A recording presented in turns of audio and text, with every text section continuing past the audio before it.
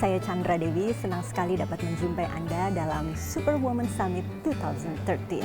Program ini merupakan program yang untuk pertama kalinya digelar, yang tujuannya untuk mengapresiasi perempuan Indonesia yang aktif dalam memajukan kesehatan. Dan dapat Anda saksikan di sini, saya berada di tengah-tengah perempuan hebat, perempuan super dari beragam profesi, di mana mereka tetap concern akan kesehatan. Dan di sini mereka akan berbagi kisah dan pengalaman hidupnya dalam serangkaian acara. Ada dialog seputar Women's Leader dan juga penganugerahan Superwoman Award 2013. Dan pemirsa, inilah Superwoman Summit 2013.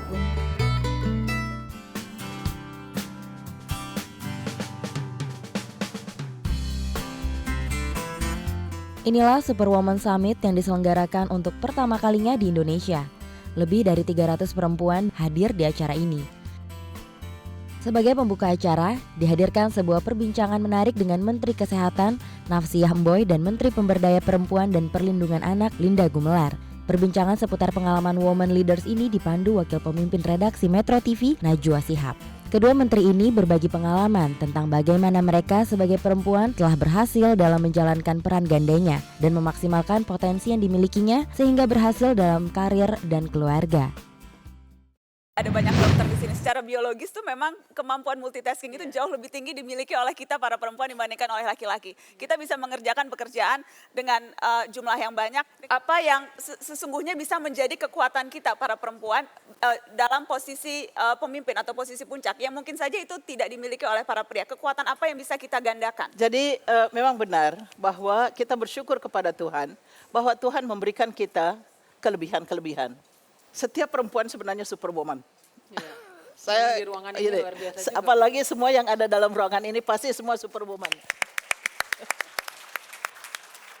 Ibu Linda disebutkan sebagai cancer survivor. Yes. Bagaimana kemudian Ibu berhasil bangkit dari yang semula mungkin merasa tidak bisa berbuat apa-apa, sudah sampai pada posisi pasrah, tetapi kemudian bisa sembuh dan sekarang memimpin kementerian yang berfungsi sangat penting untuk negeri ini. Jadi memang saya mungkin salah satu yang diuji ya, saya nggak mau bilang dicoba.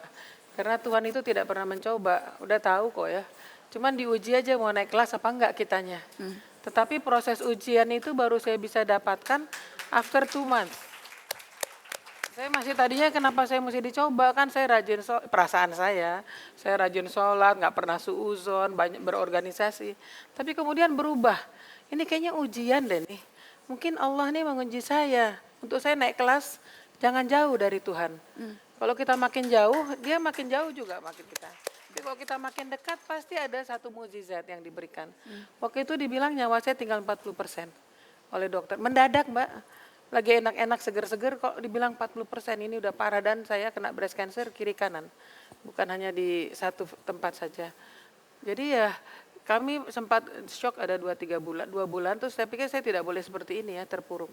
Nggak ada orang yang bisa bantu kita kecuali diri kita sendiri. Betul, itu sangat benar. Kemudian kebetulan nih banyak teman-teman saya survivors di sini. Selalu ada pertanyaan klasik yang diajukan kepada setiap perempuan bekerja. Bagaimana caranya menghilangkan perasaan bersalah meninggalkan anak di rumah? Ya, saya juga merasakan seperti itu. Karena memang kita, Ibu ya, kita aktif dari muda. Karena kebetulan kami belajar dari keluarga prajurit ya, jadi memang ada organisasi yang kita harus terus ada di situ. Kebetulan kita menjadi pemimpinnya juga kan harus memberikan contoh. Memang tidak mudah untuk bisa merasa menekan perasaan itu. Dan sekarang anak saya juga ngalami yang sama, yang perempuan. Tetapi kemudian saya memberikan pengertian kepada anak saya, sepanjang kita sudah mengambil keputusan, kita harus firm. Konsisten. Waktu akan mengambil keputusan itu, kita harus bicara sama anak kita. Saya kira dengan cara seperti ini, dua-duanya sama-sama nyaman.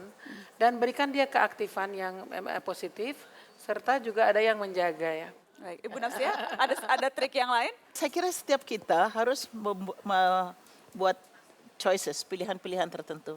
Dan kadang-kadang memang pilihan itu tough, sangat tough. Jadi waktu suami saya ditempatkan sebagai gubernur, dan anak saya, kami putuskan bersama bahwa anak-anak tetap di Jakarta. Karena apa?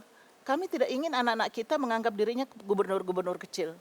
Kami tetap menjelaskan pada mereka. Kalau libur kami bawa, lihat suasana di sini. Betapa kerasnya kita kerja. kita harus jalan kaki, kita harus naik kuda, harus naik kapal perahu dan sebagainya. Mereka harus mengalami itu. Tapi waktu mereka sekolah, mereka lebih baik tetap di Jakarta. Disinilah sekali lagi saya seumur hidup selalu merasakan betapa pentingnya teman-teman itu. Apakah di guru, di kepala sekolah. Jadi kekeluargaan, persaudaraan, pertemanan, saya kira itu mempunyai nilai yang luar biasa dalam keadaan seperti ini. Boleh tepuk tangan untuk Ibu Nafsiamboy. Ingin juga bertanya ke beberapa perempuan hebat yang ada di floor. Ibu Karen, boleh saya minta untuk share sedikit? Wanita Indonesia itu tangguh, ya. Jadi makin dia di-challenge, justru dia makin berhasil, ya. Jadi sekali lagi ibu-ibu yang hadir di sini jangan pernah takut kalau di-challenge. Jadi ini adalah motivasi untuk seeing is believing. Jadi makin Anda di-challenge pasti Tuhan tidak pernah tidur, ya. Dan pasti kita akan menunjukkan justru yang the maximum of myself. Tapi saya punya moto bahwa I am because of we. Ya, I cannot be myself without my husband and my children. Ya. Terima kasih. Pemirsa, peranan perempuan pemimpin maupun pebisnis harus terus didorong dengan proaktif maupun pendekatan yang populer agar mereka dapat menjadi duta kesehatan bagi keluarga maupun lingkungannya, baik lingkup yang kecil maupun lingkup yang besar.